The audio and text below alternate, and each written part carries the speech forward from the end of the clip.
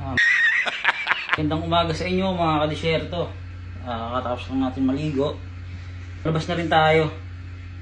Maaga kasi audit namin ngayon kaya maaga ako gumising. Pero bago ang lahat, i-shoutout muna natin yung mga kaibigan natin at mga kakilala na gusto pa shoutout. I-flex ko na lang dito sa video, tingnan nyo na lang. Maraming salamat sa inyo at sana ipatuloy nyo pa rin akong subaybayan sa mga gagawin ko pang mga video. Kaya paano, tara, samahan nyo ako sa labas. Napakagandang umaga sa atin mga kadisyerto.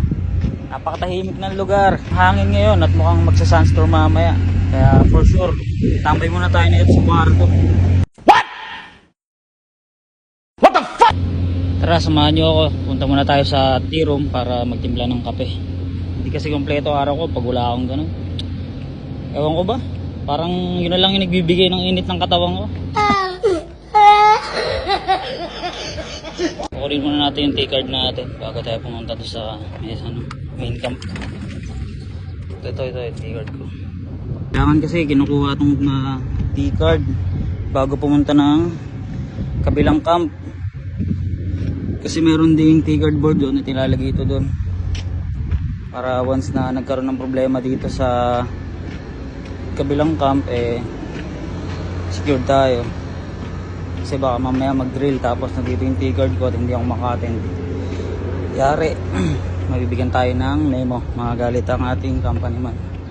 Kaya kailangan natin sumunod sa utos nila. Wala na nga kasi tayong ginagawa di ba?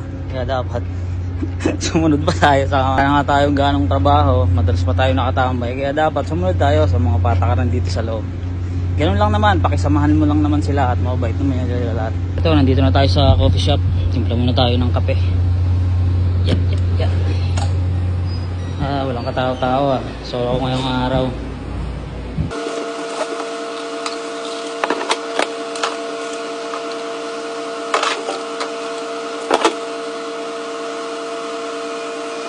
Mga kadisyerto, mamaya pala baka hindi na ako makapag-video kasi bawal yun sa audit.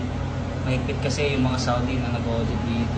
Para sa ikabubuti natin at sa ikabubuti ng company, hindi muna tayo mag-video. I-update ko na lang kayo once na matapos. Maraming salamat sa inyo mga kadisyerto. Eto nga, tumambay muna ako. Wala pa namang update about sa audit namin. Nagpunta ako sa clinic pero sabi ng medic wala pa naman daw sinasabi yung safety man sa kanya.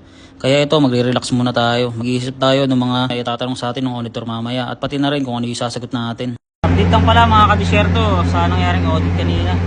So far naman wala namang naging problema at natuwa naman yung auditor. Ayos din naman kasi natin lahat bago sila mag-check. Sa tingin ko naman makakapasa tayo kasi natuwa naman siya kanina.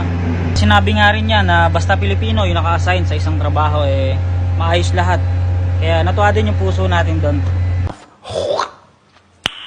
Nice.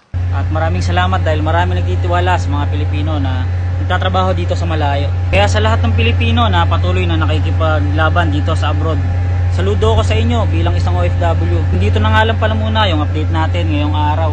At para sa mga makakapanood ng video na to, please guys, paki-like, share at follow na rin ang ating page. Maraming salamat.